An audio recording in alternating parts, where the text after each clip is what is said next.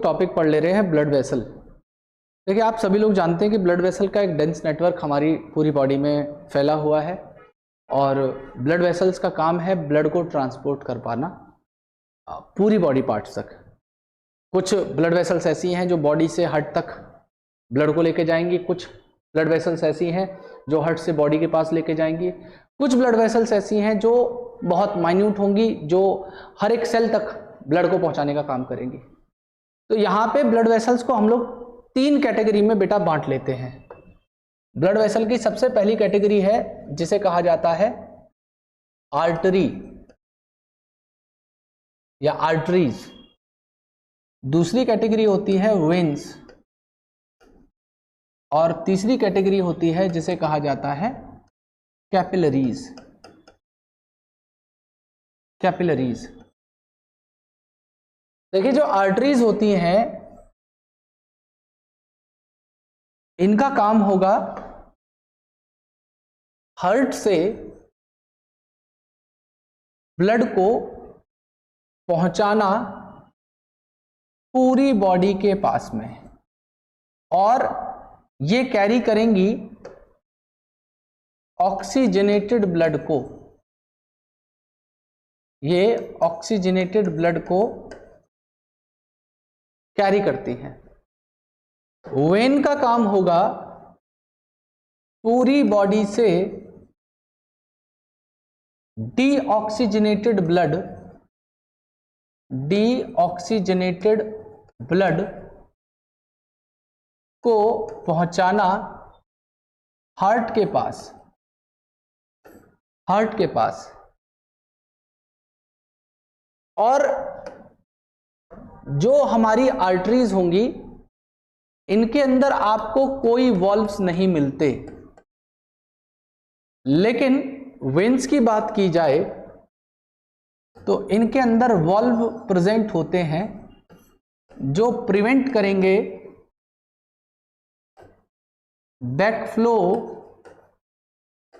Of blood को, जो blood के बैकफ्लो को प्रिवेंट करते हैं। वो वॉल्व्स हमारे वेन में लगे होते हैं, ना कि आर्टरीज में। इसके अलावा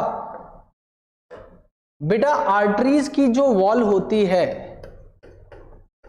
इनकी जो वॉल्स होती हैं ये सबसे ज्यादा थिकेस्ट होती हैं और ये 3 लेयर्ड वॉल से बनी होंगी। और ऐसा इसीलिए है, इतनी थिकेस्ट वॉल इनके पास इसीलिए है क्योंकि यहां पे ब्लड काफी हाई प्रेशर पे फ्लो करता है।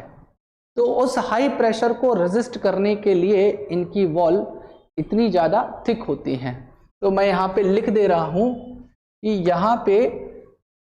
यहां पे ब्लड जो फ्लो होगा, ब्लड का जो फ्लो होगा वो काफी ज्यादा हाई प्रेशर पे होता है, काफी ज्यादा हाई प्रेशर पे होता है।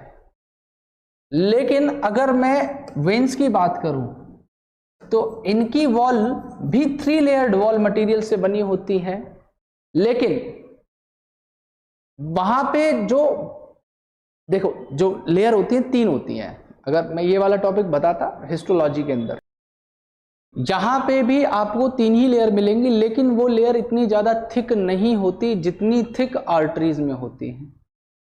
अगर आप हिस्टोलॉजी पढ़ेंगे किसी ब्लड वेसल की तो वहां पे आपको 3 लेयर पढ़ने के लिए मिलेंगी, जिसमें सबसे बाहर वाली लेयर को हम लोग ट्यूनिका एक्सटर्ना या ट्यूनिका एडवेंटिशिया कहा जाता है। दूसरी लेयर जो होती है उसे ट्यूनिका मीडिया कहते हैं और सबसे अंदर वाली लेयर को हम लोग ट्यूनिका इंटरना कहते हैं। तो जो ट्यूनिका एक्सटर्ना है या ट्यूनिका एडवेंटिशिया है उसका काम होता है बेसिकली ओवर डायलेशन से बचाना, और वहां पे वो बनी होती है कोलाजन की। दूसरी जो मिडिल लेयर है जिसे मैं ट्यूनिका मीडिया कह रहा हूं वो बनी होती है स्मूथ मसल्स से और इलास्टिक फाइबर से। वो क्या करती है, ब्लड वेसल्स को कॉन्ट्रैक्टिबिलिटी प्रोवाइड करती है। और ट्यूनिका इंटरना जो लेयर है वो बनी होती है एंडोथेलियल सेल से। तो यहां पे जो ट्यूनिका एक्सटर्ना और ट्यूनिका मीडिया लेयर है वो सबसे ज्यादा थिकर होती है आर्टरीज में, और जो वेन्स हैं इनके अंदर वो लेयर काफी इनके कंपैरिजन में पतली होती हैं। ठीक है जी। और यहां पे मैं लिख दे रहा हूं कि इनकी जो वॉल है ये थिनर होती हैं आर्टरीज के मुकाबले इनकी वॉल्स थिन होती हैं। और यहां पे जो ब्लड फ्लो करता है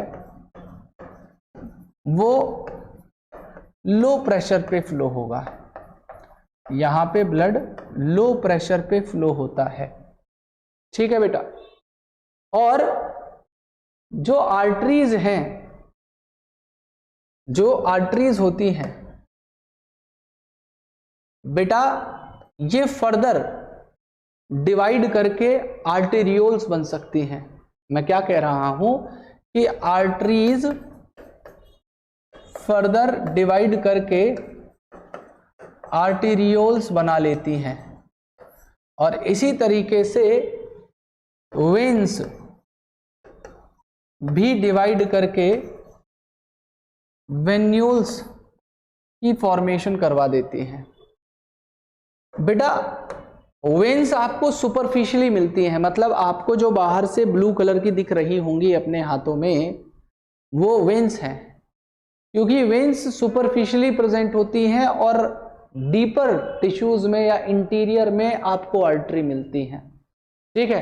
तो यहां पे मैं लिख दे रहा हूं कि जो आर्टरीज जो होती हैं वो डीपर होती हैं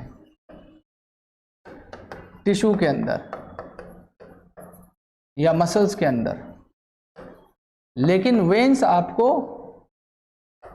सुपरफिशियल मिलेंगी। वेन्स आपको सुपरफिशियल मिलती हैं। ठीक है बेटा, वेन्स आपको सुपरफिशियली लोकेटेड मिलेंगी, बॉडी के आउटर सरफेस पे मिलेंगी। ठीक है।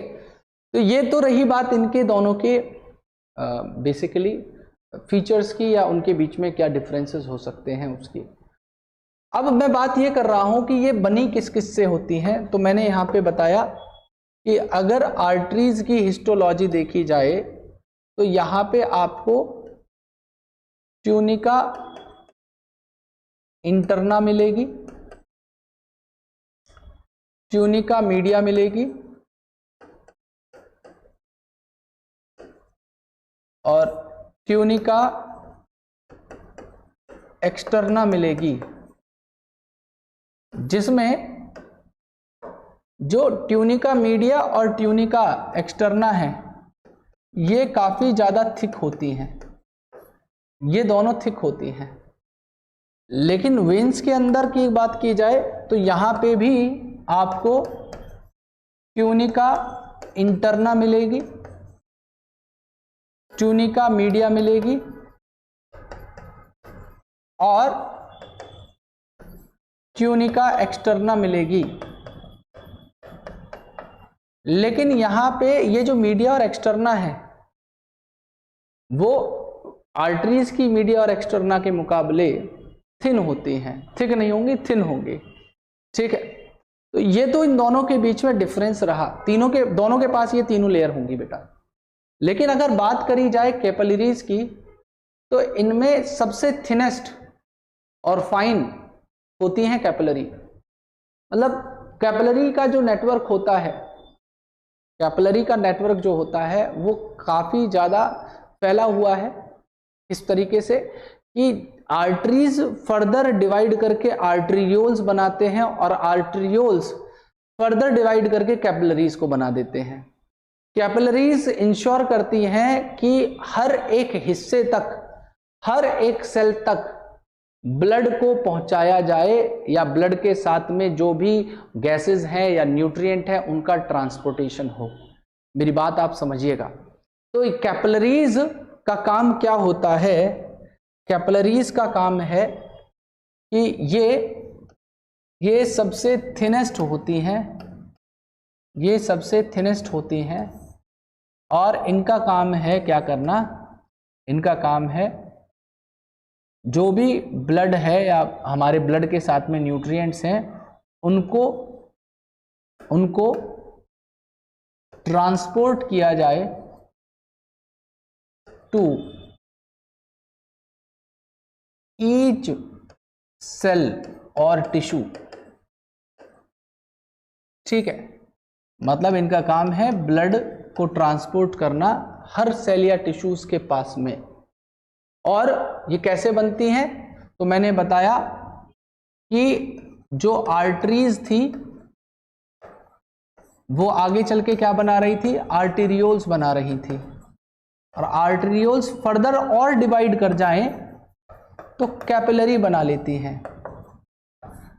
अब इनके पास में एक बिल्कुल खास बात है, या इसके पास में एक ऐसी खूबी है जो इन दोनों के पास में नहीं होती, वो है इसकी परमेबिलिटी। मतलब ये बनी होती है सिंगल वॉल मटेरियल से। इनके पास केवल एक लेयर है जो ट्यूनिका इंटरना, जो एंडोथीलियल, फ्लैट एंडोथीलियल सेल से बनी होती है, जिसकी वजह से ये किसी भी मटेरियल का एक्सचेंज करवा सकती हैं।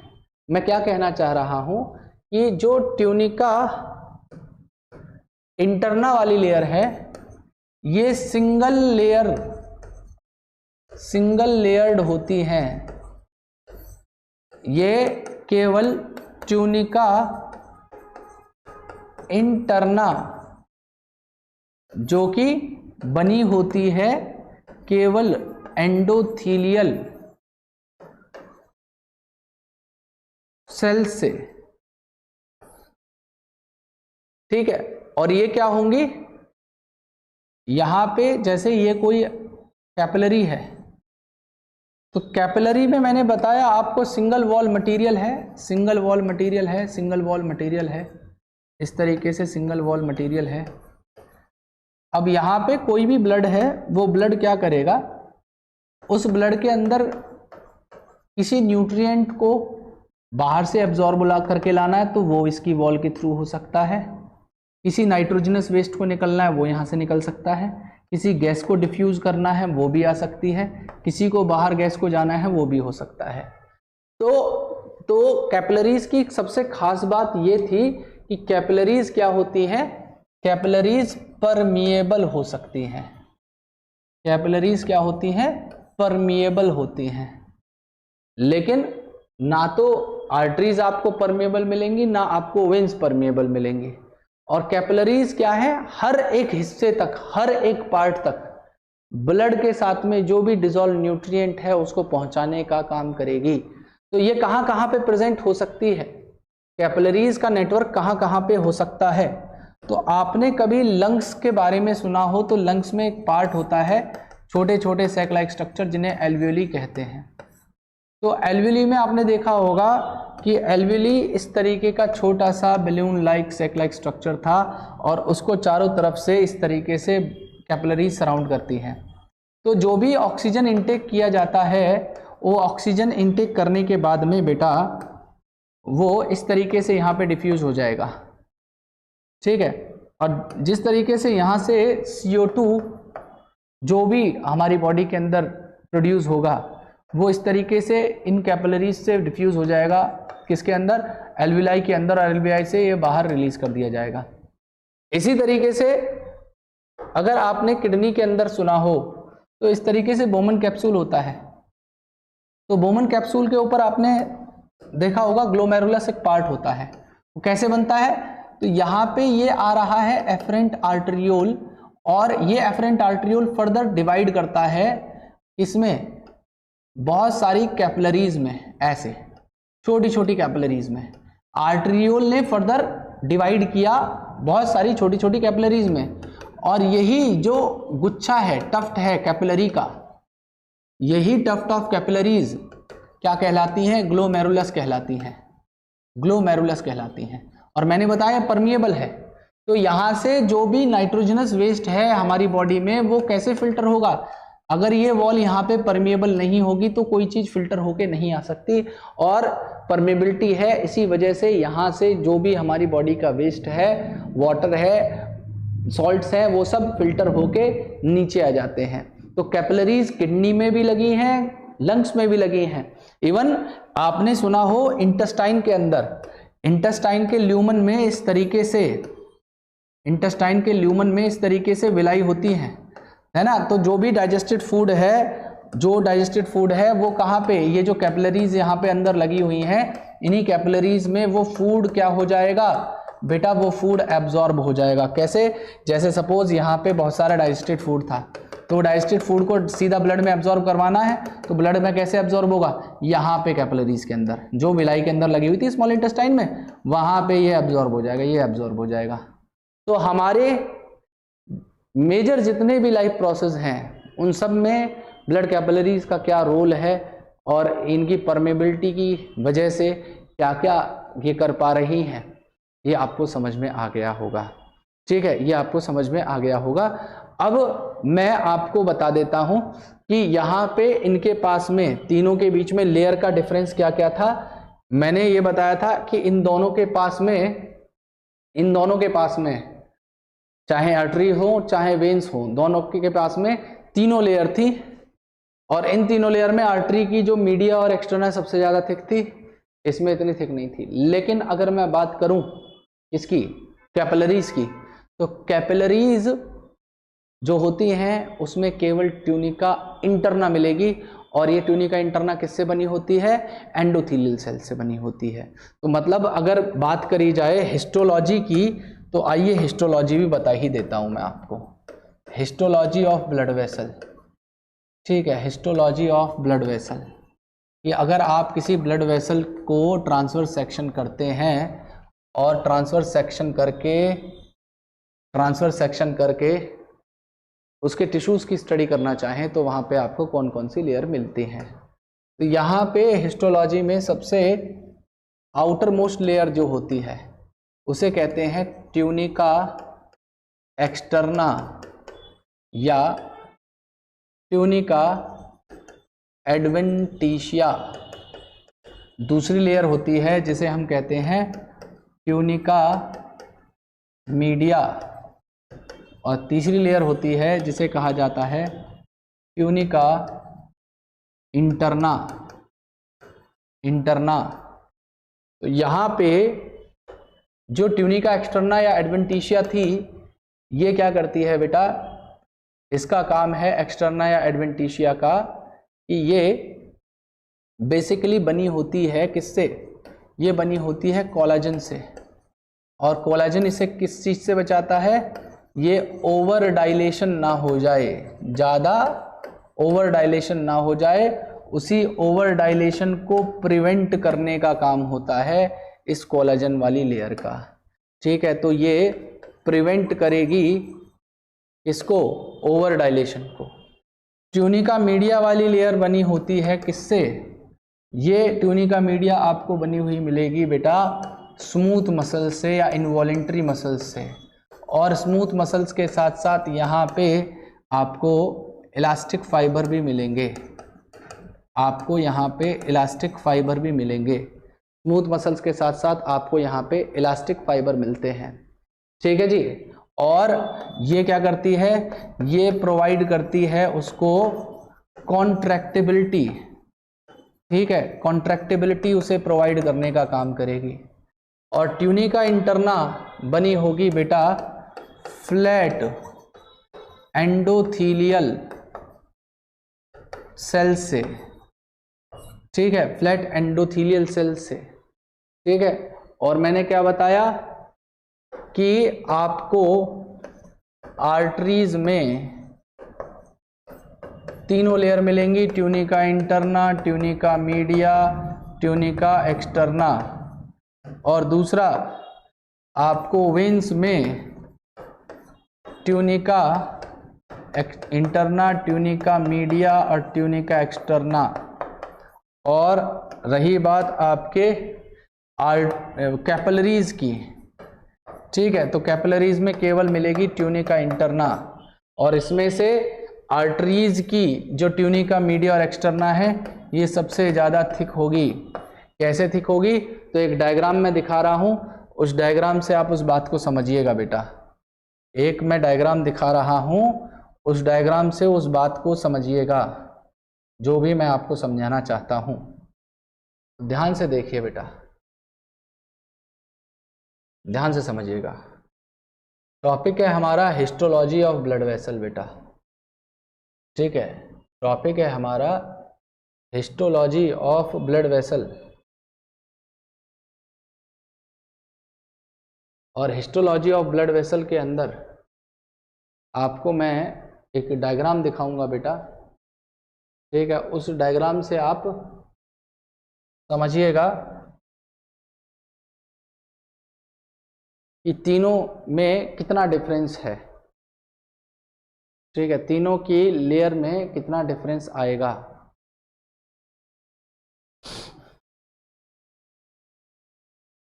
देखिए, ये आपके सामने एक डायग्राम है। इस डायग्राम में अगर आप देख पा रहे हो तो इधर है आर्टरी,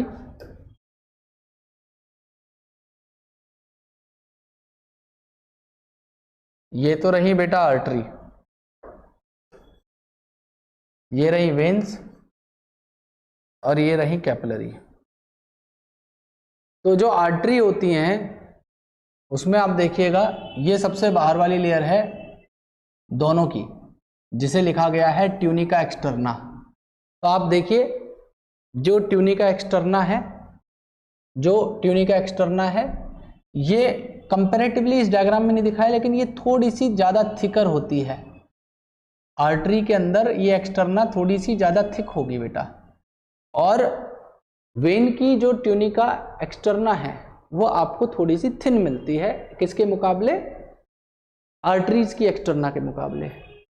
दूसरे आप डिफरेंस देखेंगे कि जो ये बीच वाली ट्यूनिका मीडिया लेयर है, ये देखिए, यहाँ पे आपको मेजर डिफरेंस देखने के लिए मिल रहा होगा कि इसमें देखिए कितनी चौड़ी है ये लेयर, और यहाँ पे देखिए ट्यूनिका मीडिया कितनी है ना। और ट्यूनिका इंटरना दोनों में ही एक जैसी है, दोनों में कोई फर्क नहीं पड़ता। तो आप अगर देख पाए तो आर्टरीज का जो ल्यूमन है वो आपको क्या मिल रहा है? थोड़ा सा नैरोअर मिल रहा है। लेकिन अगर आप वेन्स के ल्यूमन को देखें तो ये काफी ज्यादा ब्रॉड है। इनका जो ल्यूमन था आर्टरी का, वो क्या था? नैरो था। और इनका जो ल्यूमन है वो काफी ज्यादा ब्रॉड है। और अगर कैपिलरीज की बात करी जाए तो यहां पे केवल एक ही लेयर दिखाई दे रही होगी आपको, वो है ट्यूनिका इंटरना।